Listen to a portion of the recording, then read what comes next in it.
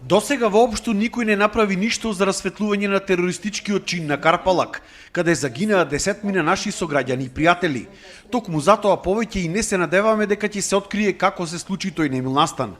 Ова е ставот на учесниците на Карпалак кои што денеска во прилеп на одбележувањето на 23 годишнината од овој настан рекоа дека нема да запрат со барањата да се изгради споменик на патот Скопје-Тетово. Барем да знаеме кои се тие што пукаја на нашите браќа, ама то не е досега решено и се откажуваме и повеќе не бараме. Должни се институциите да си го решат тој проблем, наше е само да дознаеме кои беа тие. То ни е доволно. А дека ќе има некоја разврска, не верувам. За споменик уште бараме и ќе бараме. Еве нова влада се формира, нека се излага со буџетот да видиме што е како е, ќе се собериме состанок и ќе бараме. Беше порачено дека нивното херојско дело никогаш нема да биде заборавено, но и тоа дека во иднина ќе се работи сите конфликти од ваков вид да се решаваат на мирен начин.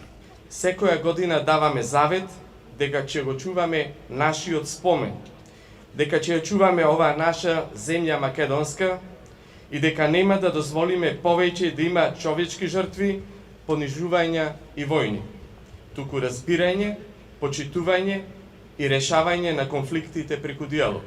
Токму овие херои и нивната жртва не подсетуваат дека секогаш треба да останеме мудри во донесувањето одлуки за иднината, за никој повторно да не доживее слична судбина.